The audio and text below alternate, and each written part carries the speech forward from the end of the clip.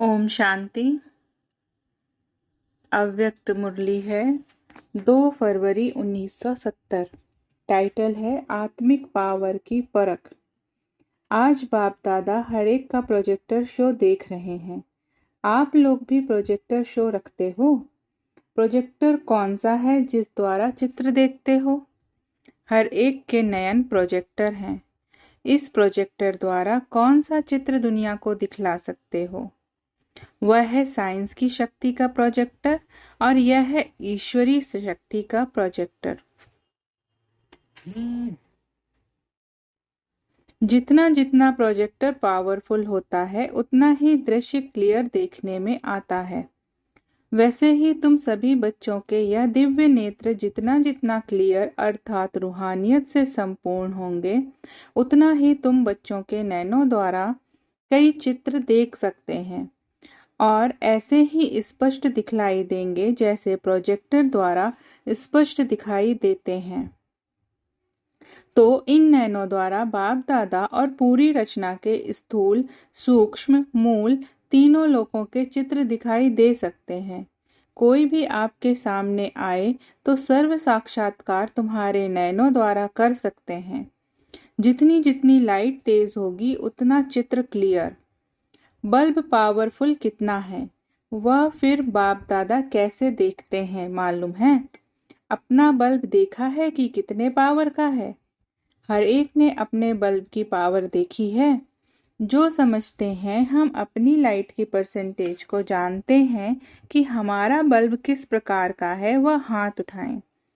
अपनी आत्मा कितनी हमारी आत्मा कितनी पावरफुल है इसकी परख किस आधार से कर सकते हो? किसी ने कहा चार्ट से। वह भी टोटल बात हो गई। कौन सी बात से अपनी परख कर सकते हो? लाइट में विशेषता क्या होती है? उनमें विशेष गुण यह होता है जो चीज जैसी है वैसी ही स्पष्ट देखने में आती है।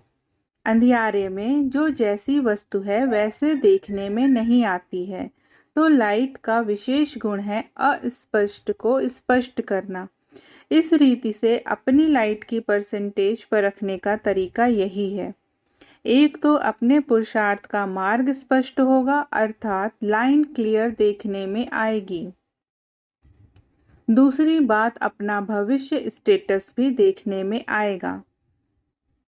तीसरी बात जिन्हों की सर्विस करते हो तो जितनी खुद की रोशनी पावरफुल होगी उन्हों को भी इतना ही सहज और स्पष्ट मार्ग दिखा सकेंगे।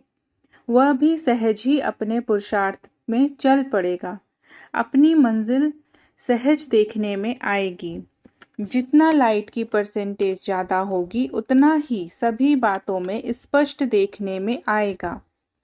अगर लाइट की परसेंटेज कम है तो खुद भी पुरुषार्थ में स्पष्ट नहीं होगा और जिसको मार्ग बताते हैं वह भी सहज और स्पष्ट अपने मार्ग और मंजिल को जान नहीं सकेंगे।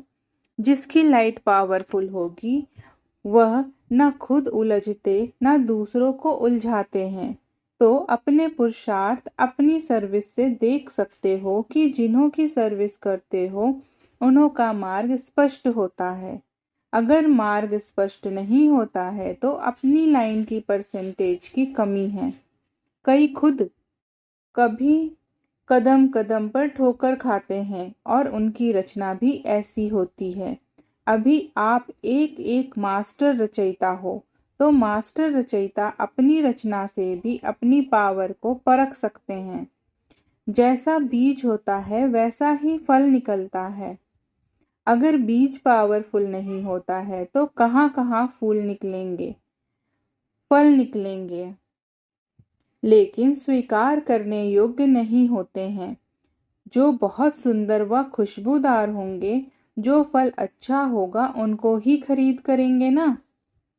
अगर बीज ही पावरफुल नहीं होता है तो रचना भी जो पैदा होती है वह स्वीकार करने योग्य नहीं होती।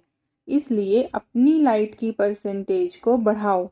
दिन प्रतिदिन सभी के मस्तक और नयन ऐसी ही सर्विस करें और आपका प्रोजेक्टर शो सर्विस करता है।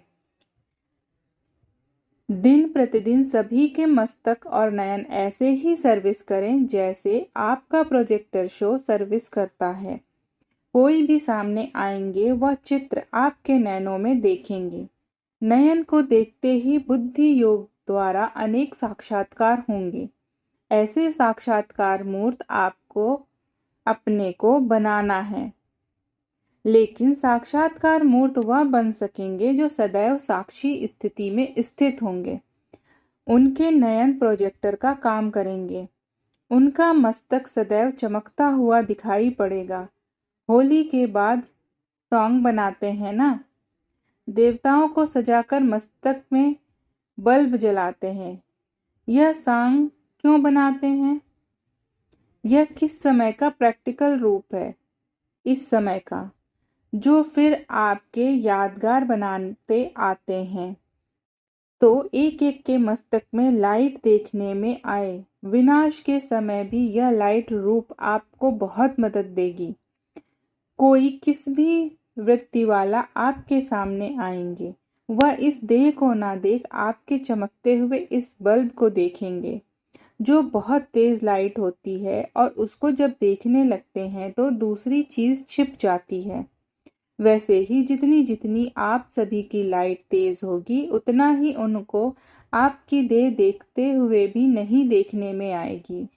जब देह को देखेंगे नहीं तो तमोगुणी दृष्टि और वृत्ति स्वतः ही खत्म हो जाएगी। यह परीक्षाएं आनी है, सभी प्रकार की परिस्थितियां पास करनी है। यह जो ग्रुप है इन्हों की हंसी में एक नाम रखा है। आज वतन में चिट चैट चल रही थी इसी बात पर। कोई ने हंसी में कहा था, बड़ी बहनें हमारी हेड्स हैं और हम फिर लेग टांगे हैं। तो बाप दादा ने फिर नाम रखा है। इन्हों के बड़े तो हैं हेड्स, लेकिन यह हैंडल हैं। मोटर में हैंडल बिगर काम चल ना सके। हैंडल द्वारा ही मोटर को मोड़ सकते हैं। तो हेड्स भी इन हैंडल के बिना सर्विस को हैंडल नहीं कर सकते हैं। यह जो ग्रुप है वह है हैंडल्स। इनके बिना हेड्स कुछ भी कर नहीं सकते। जो भी आते हैं उनको पहले पहले हैंडल करने वाले यह हैंडल है ना। तो आप लोगों के ऊपर इतनी जिम्मेवारी है। अगर आप हैंडल ठीक नहीं तो सर्विस की हैंडलिंग भी ठीक नहीं होगी। लेकिन यह सिर्फ देखना, हैंडल तो है लेकिन हेड्स को भी कभी हैंडल नहीं करना। हेड का हैंड बनकर रहना। बाप दादा के भी राइट हैंड है ना, लेफ्ट हैंड भी है। राइट हैंड को फुल पावर होती है लेकिन होता हैंड है, हेड नहीं होता। हैंडल तो है ना, लेकिन कैसे हैंडल करना है और कैसे बाप दादा के राइट हैंड बने, इसके लिए यहाँ आए हो। यह ग्रुप ऐसा है जो एक एक कमाल कर सकते हैं। सर्विस को सफलता के रूप में ला सकते हैं। सर्विस में सफलता लाने के लिए दो बातें ध्यान में रखनी हैं। सर्व बातों में सहयोगी तो हो, लेकिन सर्विस में सफलता लाने के निमित्त विशेष यह ग्रुप है। इसके लिए दो बातें विशेष ध्यान में रखना है। एक है निशाना पूरा और दूसरा नशा भी पूरा होना। नशा और निशाना, यह दो बातें इस ग्रुप में विशेष आनी चाहिए। जब निशाना ठीक होता है तो एक धक से किसको मर्जीवा बना सकते हो। जो निशानेबाज होते हैं वह एक ही गोली से ठीक निशाना करते हैं। जिनको निशाना नहीं आता उनको 3-4 बारी गोली चलानी पड़ती है। अगर अपनी स्थिति का भी निशाना और दूसरे की सर्विस का भी निशाना ठीक होगा और साथ साथ नशा भी सदैव एक रस रहता होगा तो सर्विस में सफलता ज्यादा पा सकते हो। कभी नशा उतर जाता है, कभी निशाना छूट जाता। यह दोनों बातें ठीक होनी चाहिए। जिसमें जितना खुद नशा होगा उतना ही निशाना ठीक कर सकेंगे। सर्विसेबल तो हो, लेकिन सर्विस में अब क्या विशेषता लानी है। सर्विसेबल उनको कहा जाता है जिनका 1 सेकंड और 1 संकल्प भी बिना सर्विस के ना जाए। हर सेकंड सर्विस के प्रति हो, चाहे अपनी सर्विस चाहे दूसरों की सर्विस। लेकिन जब हो ही सर्विसेबल तो समय और संकल्प सर्विस के बगैर नहीं जाना चाहिए। फरमान बरदार का अर्थ ही है फरमान पर चलना। मुख्य फरमान है निरंतर याद में रहो। अगर इस फरमान पर नहीं चलते तो क्या कहेंगे? जितना जितना इस फरमान को प्रैक्टिकल में लाएंगे उतना ही प्रत्यक्ष फल मिलेगा। पुरुषार्थ में चलते हुए कौन सा विघ्न देखने में आता है जो संपूर्ण होने में रुकावट डालता है? विशेष विघ्न व्यर्थ संकल्पों के रूप में देखा गया है। तो इससे बचने के लिए क्या करना है? एक तो कभी अंदर की व बाहर की रेस्ट ना लो। अगर रेस्ट में नहीं होंगे तो वेस्ट नहीं जाएगा। और दूसरी बात, अपने को सदैव गेस्ट समझो। अगर गेस्ट समझेंगे और रेस्ट नहीं करेंगे तो वेस्ट नहीं जाएगा।